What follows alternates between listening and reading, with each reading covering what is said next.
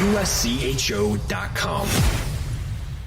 This is the USCHO Spotlight, a weekly podcast from U.S. College Hockey Online at USCHO.com, featuring conversations with college hockey coaches and players and journalists who cover the sport. Welcome to USCHO Spotlight for Wednesday, December 15th, 2021. I'm Ed Trefzger alongside Jim Connelly. Our podcast is brought to you by DCU Digital Federal Credit Union. What will DCU mean to you? Membership required. Find out today by visiting dcu.org. Jim, this time of year, the college hockey schedule winds down, but ramping up is the World Juniors.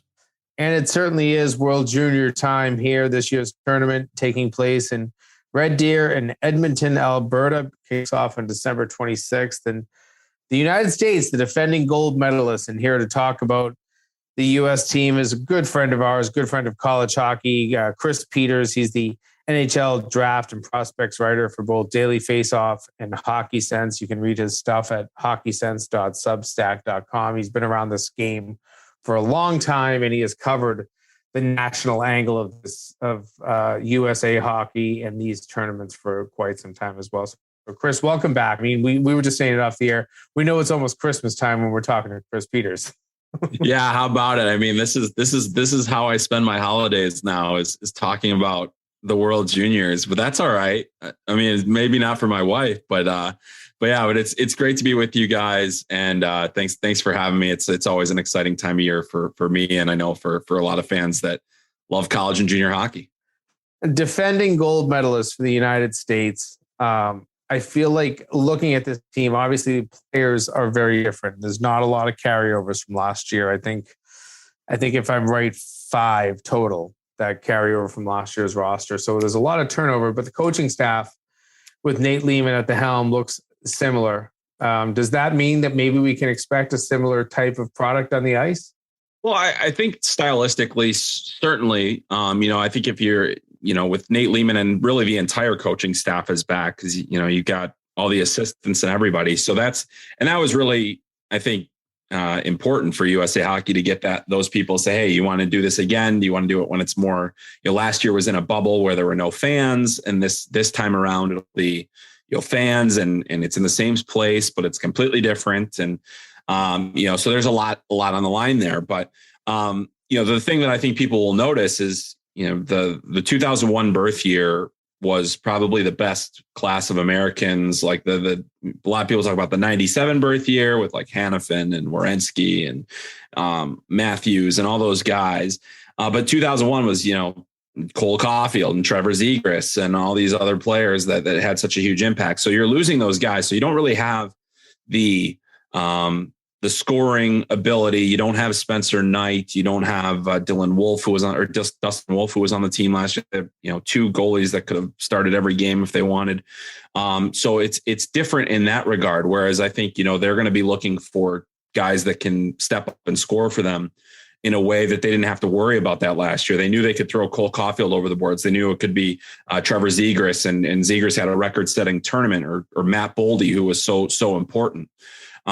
So, I think that's going to be the difference, but, you're going to see a lot of the hallmarks of a Nate Lehman team. It's going to be fast. It's going to be physical. There's going to be, a very solid emphasis on defense and defending. The forecheck is a key area of the game. So all of these things that you see from, whenever you watch Providence College and when you watch last year's team, personnel is different, but stylistically you're going to see a lot of similarities. You mentioned goaltending. Obviously, Spencer Knight carried the water for the United States last year, was fantastic, particularly in the gold medal game.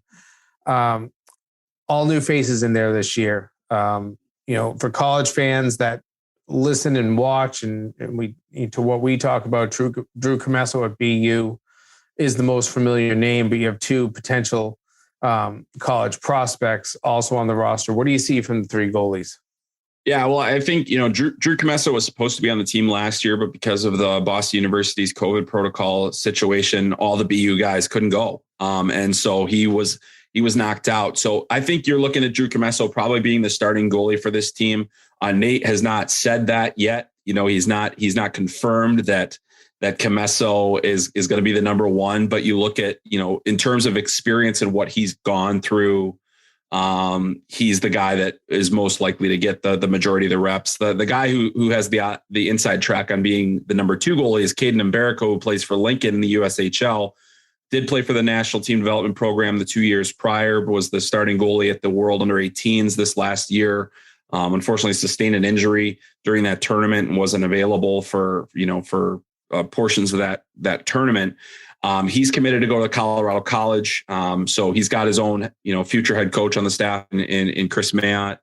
And he's a very, he's not a big guy. He's 5'11", 190 pounds. So that's not for a goal in goalie terms, in life terms, he's just fine. He's above average, but in goalie terms, he's below. And but he's a highly competitive, very athletic goaltender, quick and confident.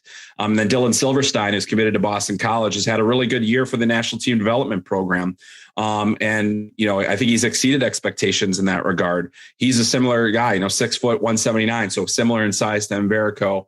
But that's kind of where Drew Comesso leads the way as a potential starter because, he's played on the big stage. He's played in the NCAA tournament with BU. He has played in those types of environments. He was invited to the Men's World Championship and he didn't play much, but he was invited there, at the end of last season, partially to get him some experience in that international venue.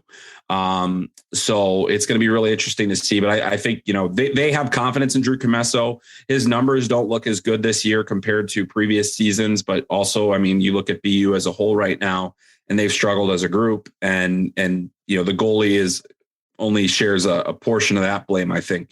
A small portion of that blame because Drew Comesso at his best can be a very good goaltender and good enough to win for this team, I think.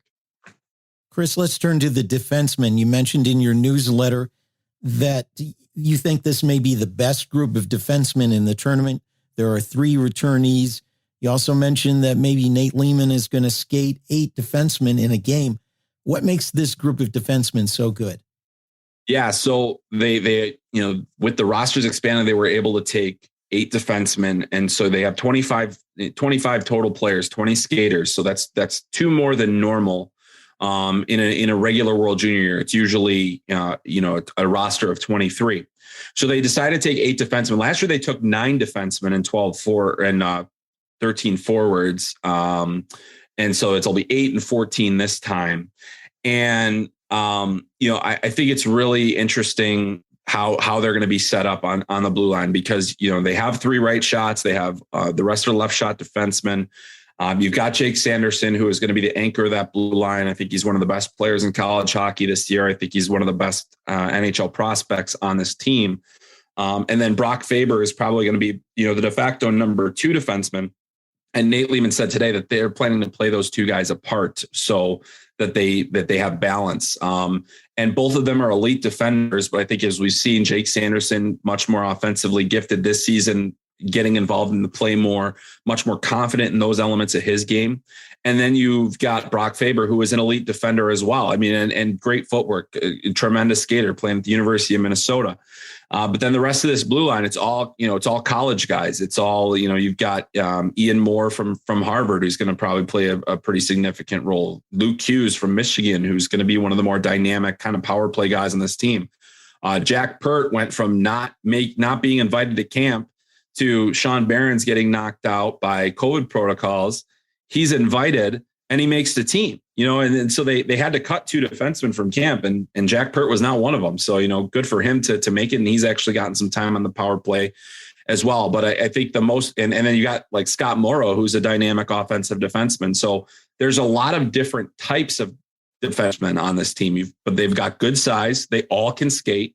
They've got great mobility as a group. And I think they're going to help this team offensively. There's a real good chance that, as you mentioned, that like in the lineup and when they actually go to play, there could be 8 and 12 as opposed to 7 and 13, which is the traditional designation. And the way that Nate Lehman was talking today, had Thomas Bordeleau not gotten knocked by COVID and really changed the way they had to structure their forward group, they could have taken as many as 9 defensemen to this tournament, just because that's how much they believe in this D-corps, and they felt all 10 guys they had in camp could have made the team. So, they ended up having to cut 2 because they wanted to make sure that they had their forwards taken care of. I'll tell you what, this decor is legit. I mean, you've got 2 top 5 picks in Sanderson and Hughes. You know, Wyatt Kaiser, who I didn't even mention yet. I mean, just go back to that 5 overtime game that he played against North Dakota last year. He played an hour's worth of hockey in that game. And if you have a guy that can log that kind of minutes and be effective, that helps you a lot. And so, and Tyler Clevin is the other returnee from this team, and now he brings that physical presence. So you've got a little bit of everything on this team on that blue line, where you've got physicality, you've got mobility, you've got puck movement, you've got offensive skills. So I think that they did a tremendous job and just really had a great pool of players available to them this year. If they dress 8 defensemen, is Nate Lehman going to roll 4 pairs? That's probably not. I mean, maybe in some of the early games, sure. I think you're still trying to get a feel for your team. But I think that they're going to lean very heavily on a rotation that's going to include a lot of shifts for Jake Sanderson and Brock Faber apart from each other. So I think at most times you're probably going to see, it's like, say they end up playing Canada, who is not in their same group in the preliminary round. But if they play, I would venture to guess that if they play Canada, one of those 2 defensemen will be on the ice almost every shift. So like that's kind of where you're, what you're looking at, and then everything else will rotate around them. Forwards, there are some familiar names and some guys that are lighting up college hockey this year. If the defensemen are the best in the world, where do the forwards line up? They're probably closer to the middle of the pack. I mean, you've still got Matty Beniers, number 2 overall pick from the last draft. You've got Logan Cooley, who I think is going to be, he's an underager, but I think he's going to be a top 10 pick in this upcoming draft. But losing Thomas Bordeleau significantly hinders this forward group offensively. One thing that Nate said during his availability this morning was that, basically they need to find where that, they don't have that guy that they can say, you go score and we need a goal, you go score. They had that last year. It was, if it wasn't Cole Caulfield, it was Arthur Kaliev. If it wasn't them, it was Trevor Zegras, so somebody was available to create that. And basically, so you've got Matty Beniers, you've got Brett Berard, who's also a returnee. Landon Slaggert's another returnee. And so I'd say that they have what I like about this team is they're very quick. They have a lot of speed. That's one of the reasons that they brought in Minnesota Duluth's Dominic James. His ability to play with such pace was a huge factor in why he made this team. They have the forwards that can play the physical game like a Slaggert. Brett Berard is certainly not going to shy away from that either, playing at Providence. And then you've got size like Matt Nyes, who has been a power forward at the University of Minnesota this year. I think they can rely on him to score and do a lot. But yeah, I mean, they talked about it a lot today is that, the Bordeleau loss, one of the great playmakers in college hockey right now, quality player. And even, Nate was saying based on the timing of COVID, he said if he was infected 4 days sooner, he would have been able to be cleared in time to leave. And so they're kind of have to kind of replace that by committee. But you look at Beniers, then there's guys like Matt Coronado, Chaz Lucius. They have Sasha Pastajov and Tanner Dickinson from the OHL that are going to be on the team. So they have a lot of offensive weapons. I also think we're going to see Carter Mazer from Denver play a much more significant role than we anticipated. He's had a phenomenal year for the Pioneers. I think they were looking at him as being like a 4th line grinder kind of guy, but he's playing his way into the top 6 and even into the power play. And that's got a lot to do with his energy, his pace, and his ability to put pucks in the net, which he's been doing a lot more regularly this season. So I like the forward group. It's not at the same level as Canada's. I think that you can make an argument that they're maybe a little bit better than Sweden and Finland in terms of depth, but Russia also has a really good forward group. So I said middle of the pack. I think that's a little bit too pessimistic. I think they're probably still a top 4 group forward wise. I mean, that's there's 10 teams in the tournament, so it's a little ahead of the middle of the pack, but they're probably in the third, 4th range. But yeah, it's going to be interesting to see kind of how they score, who scores, and if it is really going to have to be by committee as they think it will be. More with Chris Peters in a moment. This podcast is brought to you by DCU, Digital Federal Credit Union. Visit dcu.org. This is the USCHO Spotlight, a weekly podcast from US College Hockey Online. Know how people say life happens? Well, for me, life was happening, and I needed a new truck. I didn't have time to shop around for a good loan, so I got one from the dealer, higher interest and all. Month after month, those payments were squeezing me. So I went to DCU. They refinanced my loan and helped lower my rate, which lowered my payments. These days, I have more money in my pocket for whatever life throws at me. What will DCU mean to you? Insured by NCUA. Membership required. Visit dcu.org.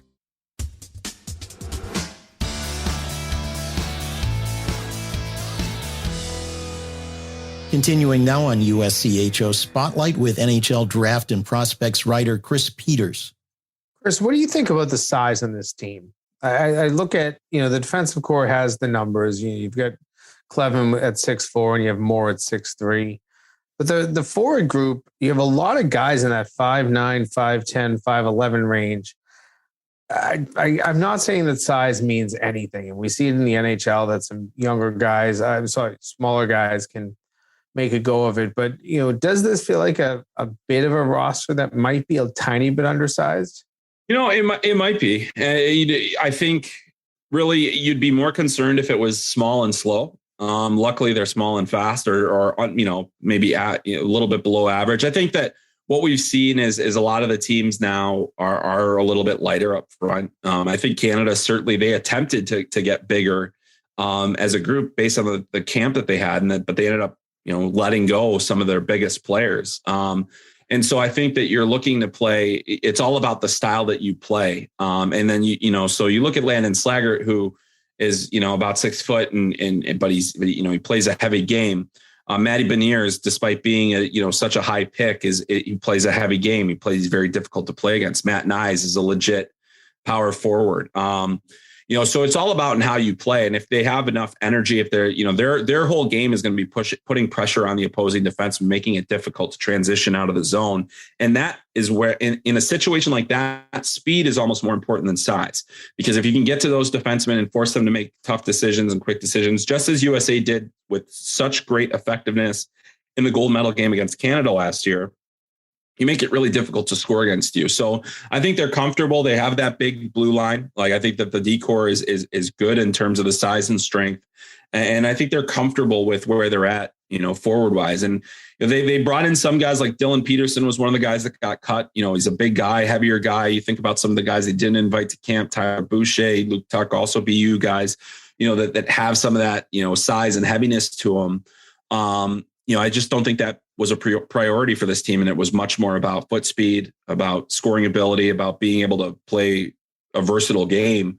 And I think that that's where they really do have quite a bit, where you've got a lot of guys with versatility. Right now, we're hearing a lot about how COVID is impacting NHL teams and other pro sports, and even rumblings about impacts on college teams.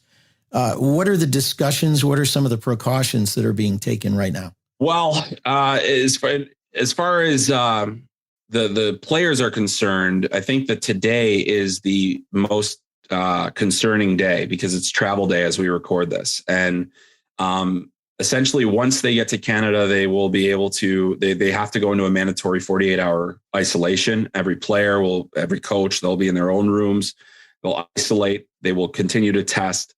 The players themselves and teams will be essentially in a bubble. There will be fans in the building.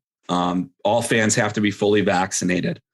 All players have to be fully vaccinated, as far as I know. And there are, the Canada's health department is basically creating an exemption for this tournament, based on the promise that they're going to abide by these measures.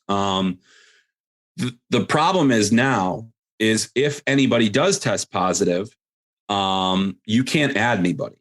So that's one of the reasons they expanded it to 25 players. So you can't add anybody if they come through. So that's kind of where we're at right now in terms of, trying to keep everybody safe. They had great success with the bubble last year, aside from Germany arrived with several positives. And then they had to play shorthanded. But once they got through that initial arrival period, there were no positive tests that pulled anybody out of the competition during the tournament. So they're going to try to keep those same standards. Like the media is not going to have face-to-face interactions. We will do everything on Zoom, which isn't what was initially supposed to happen as far as I know, but that's how it's going to be. So they're keeping the players really kind of, hermetically sealed, essentially. They'll be able to go back to their hotels and that's about it. But, and that is actually something that Nate Lehman said today is going to be one of the challenges for the team is that, in the United States, we have not lived in a bubble situation since the last World Juniors, essentially, like everybody's been vaccinated since then. And obviously as we're watching, Omicron and everything else, and certainly in Canada, there's a huge concern right now in Ontario of spread. Luckily this is in Alberta. So, and Alberta has actually kind of followed some more of the similar measures as we've seen in the US as well. They have some of the lesser stringent measures, but the players themselves will be in very strict protocol. Can you try to handicap the pool for me a little bit, Chris? I look at the 4 teams that are with the United States, and you have Slovakia, which people I think usually think of as a walkover, but that's been a pretty tough game at times for the U.S. Switzerland, always an upstart team.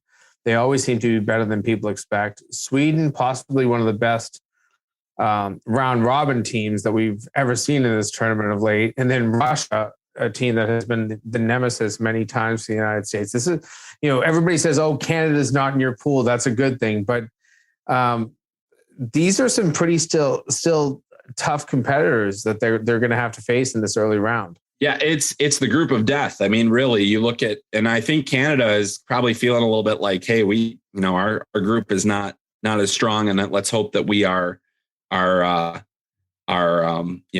competitive and able in making sure that we're appreciating everybody that we're playing against here.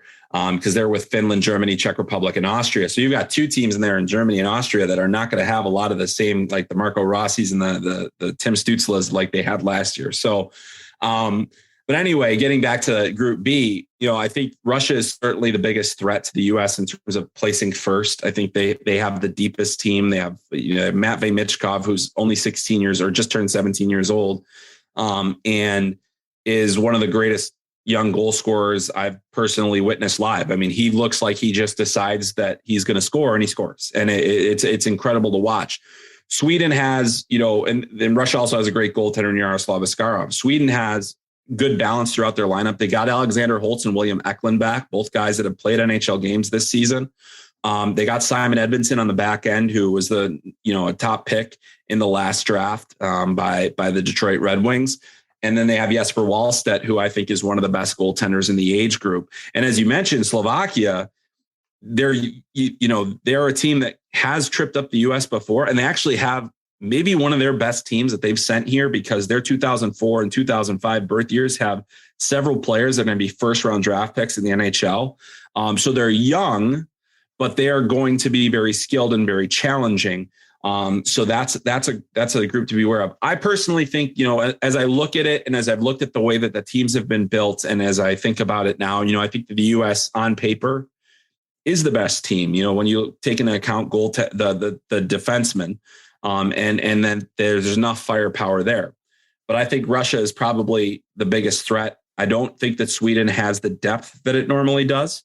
And I think that Slovakia is just a little bit too young. And I really do think Switzerland is in tough. They've had some down years in their last few birth years and have been very, non-competitive in the international space, unlike they were just a few years ago. You think about Nico Hischier putting the scare of a lifetime into the U.S.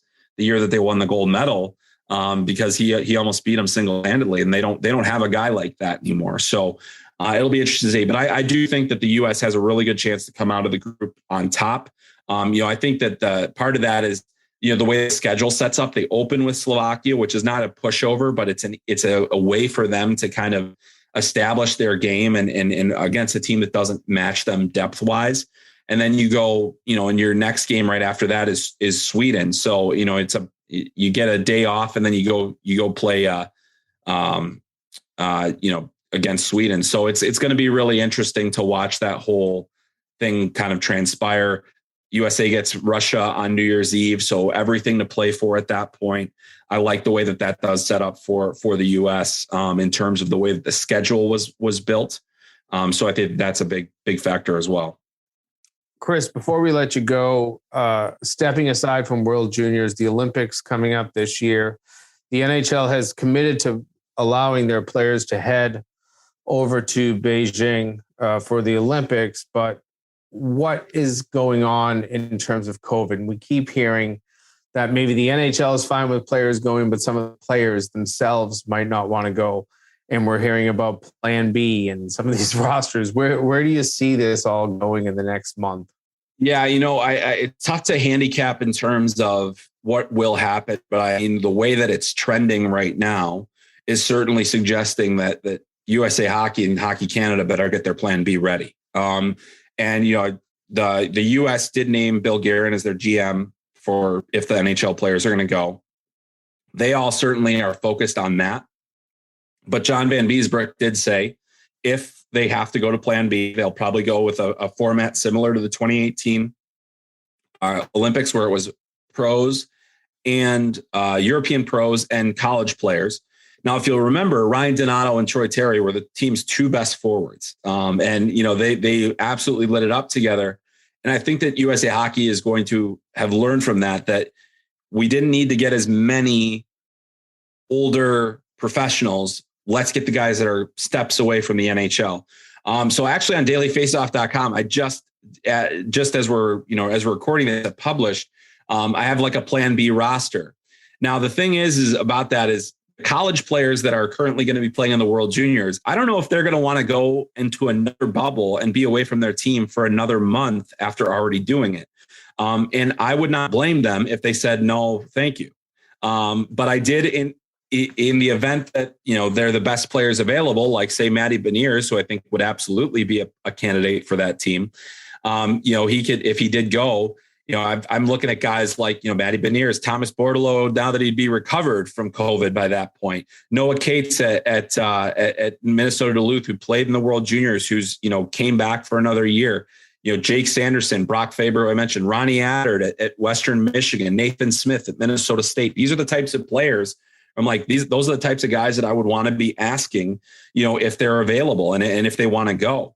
Now, you may remember also in 2018, Cale Makar told Canada, no, thank you.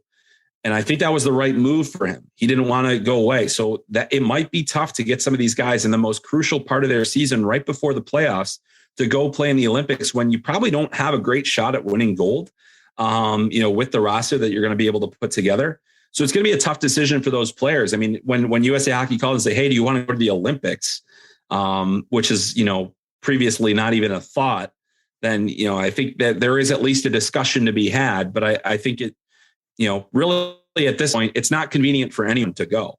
So we'll just have to wait and see who that's going to end up being. But I do think that, if you're a college player and the NHL decides not to go and you're you're of a certain age and you're of a certain quality, they may be calling you. So get ready for that phone call. Boy, that's got to be tough, though, Chris. As you mentioned, these are all teams that are legitimate contenders for the national championship. Certainly Michigan has put together a great program, and Western Michigan is having its best season in a long time. Yeah, that's going to be difficult. Yeah, absolutely. And I think it's a tough thing to ask those players. It's a tough situation to put them in.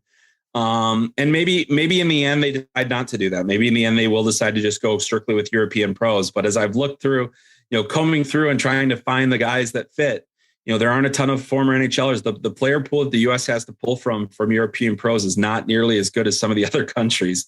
And that's, we'll see a lot of former college guys there as well. I was thinking like Jordan Schrader and Brian O'Neill are having tremendous KHL seasons. I mean, they could be top line players at the Olympics, so those are the types of guys that you're going to be looking at if you don't manage to get those NHL players. But yeah, I hope it doesn't come to that. I mean, I hope that we get enough NHL players to go. There's really not certainly a consensus at this point among the NHLPA membership there. So, how are you going to tell Alex Ovechkin that, he can't go to the Olympics? It's going to be, those voices are going to matter in that argument. And certainly the Russian guys, and I think a lot of the American guys as well want to go. So it's it's a real opportunity for those players. So we'll have to wait and see. Hopefully the NHL players go and we don't have to think about it. But I'm sure there are some nervous college coaches at the moment. Well, I think we probably at the worst probably see some sort of a hybrid that you give the players the option. Some of them say yes. It's not like the league can reschedule games for those 3 weeks, right, because most of the buildings have already been rented out. But hey, if we get into a plan B situation, who's your goaltender for the U.S.? As of right now, it would be Strauss-Mann, who was at Michigan last year. He's having an awesome season in Sweden. I think that he would absolutely be in the mix to be the starter for USA, because last time around it was Ryan Zapolsky, who is, wouldn't really be in the mix this time around. And you wonder, but like you look at the college goalies too, and you're like, oh, do I think about Dryden McKay? Do I think about, you look at the season Drew DeRidder is having for Michigan State this year, and like, oh man, maybe there's an option there. I mean, there's so many different guys, and DeRidder has a history with USA Hockey as well. So those are the types of players you look for. But I mean, right now, yeah, if the NHL does not go, I'm looking at Strauss-Mann potentially being the guy.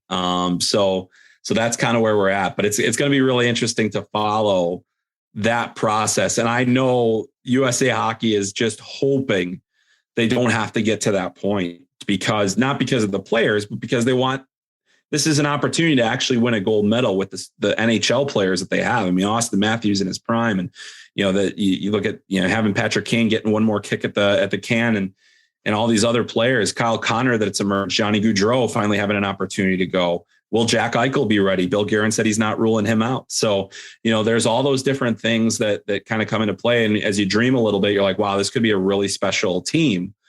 But we might not get to see it. So we'll hope for the best.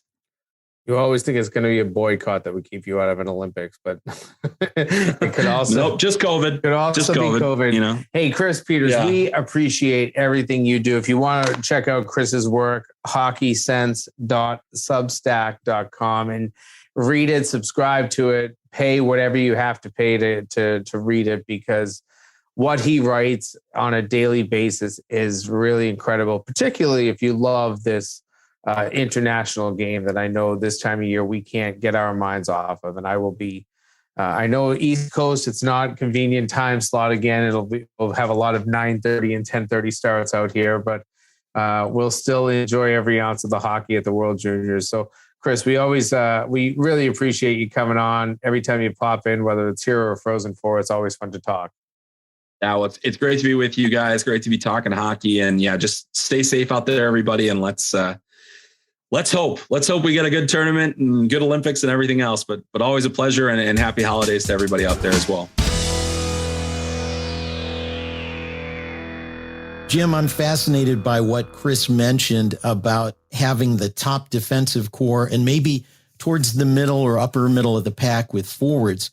How might that shift how Coach Nate Lehman approaches the game with that firepower on the back end? Well, I think number one, they'll be the fastest transition team, and that's a big part of it. You can move out of your defensive zone really quickly with not just strong passes, but really strong skating.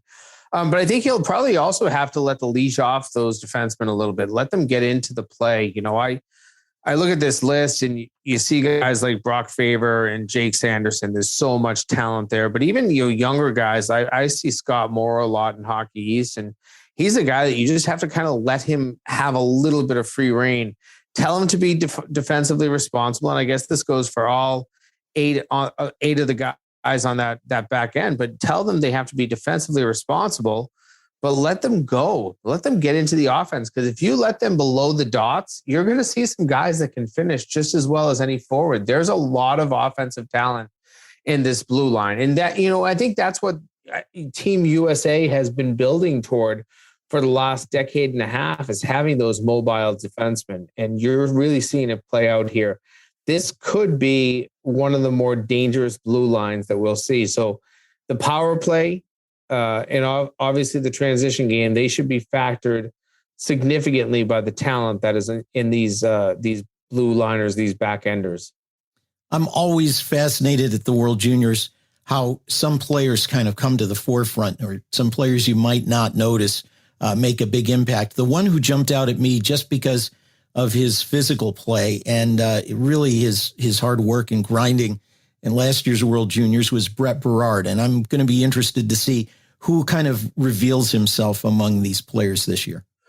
Well, I always think it's really interesting, Ed, because, aside from the kids that are still in juniors, and there's a few kids in this roster that match that, I think 3 or 4, but for kids that are in the college game right now, you see their names and you're like, oh, they're okay. Are they going to be good? But then they get into this tournament and you're back against players that are your own age. You're not playing against 22, 23, and 24-year-old players. You're back playing against players that are 17, 18, 19, maybe a couple of 16-year-olds. But that's what it means to be in the right age group. And that's why this is an under 20 tournament. So that, I think, is one thing that allows some of these players to get some creativity. But the number of times that over my years in college hockey, I have watched kids not have great first halves of the season at their college, go into the World Junior Tournament, have some success, and then come back with a little bit more confidence that really impacts their team in the second half. It's immeasurable.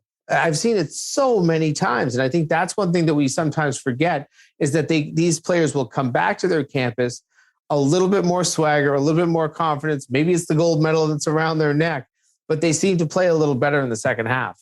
Well, I can't wait for the hockey to start. The World Juniors is coming up in Red Deer and Edmonton, Alberta. This podcast has been brought to you by DCU Digital Federal Credit Union. What will DCU mean to you?